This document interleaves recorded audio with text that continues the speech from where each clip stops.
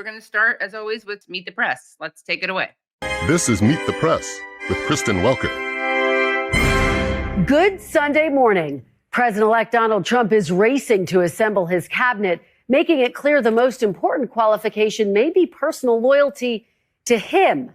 Facing scrutiny, Trump's selection of now former Florida Congressman Matt Gaetz to be Attorney General. The House's bipartisan ethics investigation into Gaetz most recently zeroing in on alleged illegal drug use, sexual misconduct with a minor, accepting improper gifts, obstruction, and other allegations, but effectively ending this week after Gaetz resigned from Congress following Trump's announcement. Gaetz has denied wrongdoing. Lawmakers on both sides of the aisle are calling on the committee to release its report before a confirmation hearing.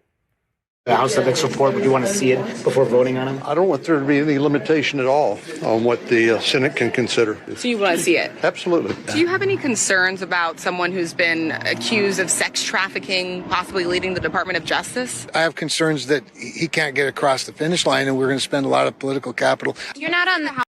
I like the way the argument isn't about whether or not it's problematic that he's been accused of sex trafficking, but that's going to take a long time and be hard to confirm him. Yeah. Very time consuming to deal with a nominee accused of sex trafficking. Yeah. Never mind that they're accused of sex trafficking. Right. And listen, I haven't looked too much into the case of Matt Gaetz. I have to say, he has the positions that I support. For example, he called for pardoning Edward Snowden. That's great. And then in cases like this, when someone holds such a heterodox view, you have to wonder about whether political retribution is at play here. But the fact that he resigned from Congress right as he's being nominated, but right before the House Ethics Committee is supposed to release a report about him. Yeah. And now because he resigned, it means they can't release the report. It does look pretty suspicious. What a surreptitious coincidence. He's like, I'd love to stick around. Yeah. But I just got nominated for AG, so I have to step down. I've never heard of that before. Someone gets nominated for a position in government, and so they resign from their congressional seat just to oversee the nomination. It doesn't quite fly. It does look like there's a lot to prep. The ethics report. Yeah, of course. Yeah. And I think, it's two things. I mean, you can be someone who is maybe someone who the swamp would target, but also someone who's, sexually assaulted someone or sexually trafficked someone. So two things are very well possible. Yes. Yeah. Exactly. House Ethics Committee released that report? Yes, you did. I do. House Speaker Mike Johnson initially said, quote, the speaker is not involved with what happens in ethics. But one day later, and after a visit with President-elect Trump at Mar-a-Lago, Johnson reversed course, saying he would strongly discourage the report's release. It doesn't follow our rules and tradition. There's a reason for that. It would open up Pandora's box. And I think that's a healthy thing for the institution. It's funny. Somehow the day before, he thought it was a healthy thing to do. I wonder what changed. I guess he had a really, Trump is such a legal scholar and such a stickler for rules and regulations and governmental requirements. He must have made a very good case based on the must have made a very good procedural case. That's what happens at Mar-a-Lago. You get schooled on government ethics and proper ways of being an elected official and just basic morality. So Mike Johnson is a convert. Exactly. Yeah. He's a born again religiously, and now we know he's a political born again too. Now, Gaetz has been a fierce critic of the department he has now been tapped to lead, a department that investigated him for sex trafficking but did not charge him. I don't care if it takes every second of our time and every ounce of our energy. We either get this government back on our side or we defund and get rid of, abolish the FBI, CDC, ATF, DOJ, every last one of them if they do not come to heel. Now, several GOP sources. I mean, it is important to stress, as was mentioned there, he was investigated for sex trafficking. He wasn't charged. That's important to stress. But then now other people are alleging that he had sex with a minor or and so that's the latest allegation surrounding him. a very Trumpian pick for AG. And he's not the only one who's facing similar allegations. Trump's defense secretary nominee also has some allegations surrounding him as well. Right. And we know Trump, of course, has been accused of rape, and also likes to grab, brags about grabbing women by a certain part of the body. But yeah, I do think that it's a stupid point that she just made. It's not inherently, and I'm not a Gates fan, and I do need to look into the sexual assault cases more, but it's not disqualifying to say that you wanted to defund something that you then want to direct. Because the point is, he was saying you should defund it unless, the Biden administration stops, according to him, stops like intervening and interfering, right? Like shut it down if they don't do the right thing. So in theory, he could be like, okay, now I'm going to be the head of it and I will do the right thing. I'm not saying that will happen. I'm just saying her argument against him is silly. Very true. I would defund the CIA unless I was tapped to lead it. So exactly. There you go. Very true. Yeah. Have told NBC News that more than half of Senate Republicans, including some in senior leadership positions, are privately saying they don't see a path for Gates to be confirmed and would not support him. Then there's the nomination of Robert F. Kennedy Jr. to run the Department of Health and Human Services. Kennedy now says he's not against vaccines. I'm not going to take away anybody's vaccines. I've never been anti-vaccine. But Kennedy has frequently pushed false and misleading claims about vaccines, despite decades of medical studies that show vaccines are safe and effective. Kennedy even touted a false conspiracy theory that COVID was designed to target certain ethnicities. COVID-19 is targeted to attack Caucasians and black people. The people who are most immune are Ashkenazi Jews and Chinese. Can you name any vaccines that you think are good? I beg to differ, Mr. Kennedy. When I caught COVID, it was pretty nasty, and I'm Ashkenazi, so I don't know. That's not my lived experience. Right. But, yeah. Well, anyway, I forgot this was a big controversy when he said it, obviously, because it sounds pretty loopy. Yeah. I forgot what his excuse was.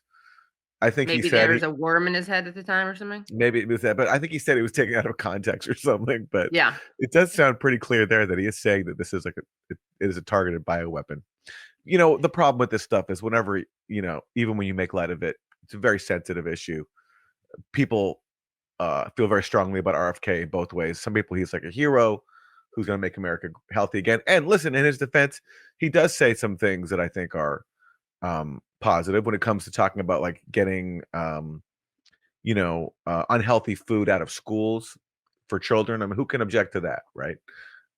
It's just when he gets into the vaccine stuff where he becomes very divisive and people have very strong feelings either way. I mean, well, also let's not give him credit, Aaron, for his Israel positions. Oh, well, I mean, yeah, of course. I mean, he's to the right of like Joe Biden and Donald Trump on Israel. He hangs out with Shmuley Boteach. Right. But thankfully, he will not be given a portfolio related to Israel. Right. Exactly. Yeah. At HHS. Yeah. Also, I forgot. I should mention that when I mentioned Donald Trump, of course, we live in a democracy and an egalitarian world, and Trump was accused of rape, and so of course was Biden by Tara Reid. So I want to give Biden his credit also. Okay, and Aaron, maybe if you weren't Ashkenazi, you would have had a much lighter case. Yeah, who knows? Who knows? Yeah. Who knows? Okay. Oops. I think some of the live virus vaccines are probably averting more problems than they're causing. There's no vaccine that is, safe and effective. I do believe that autism does come from vaccines. A mountain of scientific study links autism to early vaccination with certain vaccines. According to the in America. I feel like our channel is going to get just taken down now just by just to be played those clips of our right. Yeah. Here. But it wasn't us YouTube censors. It was NBC News. Okay. We were just Yeah. we're just the messenger. Also, I got to say that whatever you think about, like, there is not a mountain of science that shows the autism thing. I mean, not to get into people are gonna go crazy if you talk about this, but there's not a mountain of science. Now you can argue for why.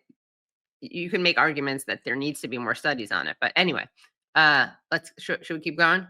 Yep. Of any link between autism and vaccines, which protect children from contagious diseases like measles.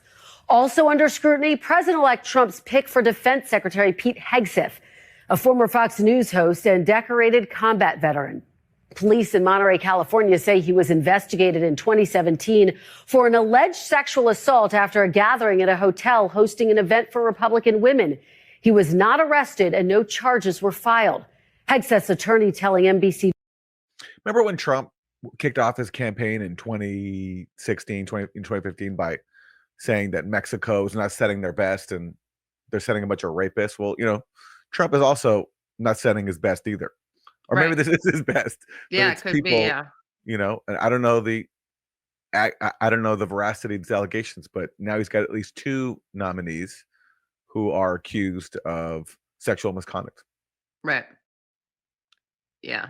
Wow. News, it didn't happen. The Trump transition team saying, quote, Hegseth has vigorously denied any and all accusations and no charges were filed. We look forward to his confirmation as United States Secretary of Defense. Hegseth also has argued that women should not serve in combat roles. You don't like women in combat? No. Why not? I love women service members who contribute amazingly because everything about men and women serving together makes the situation more complicated.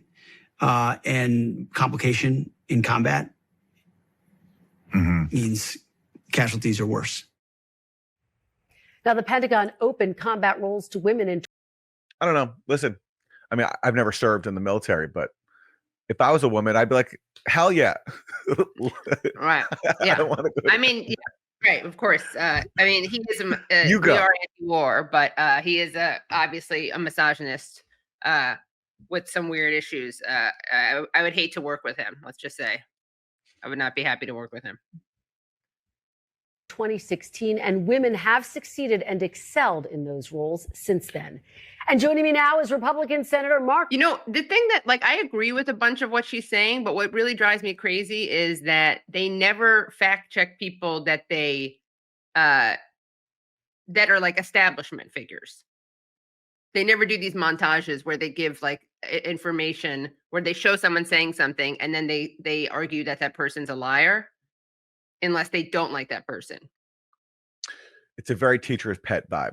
They go after only people that they're not on side with. And they'll never, for example, fact check someone like, I don't know, Nancy Pelosi or Adam Schiff. Or on the Republican side, even like a Mitch McConnell. It's only the kooks, the outliers. Right. But so never Biden or Jake Sullivan or Anthony Blinken. I mean, imagine how much if they care, they could just call them out for lying constantly. Yeah. If you're going to be a teacher's pet on TV, you got to be, equal opportunity.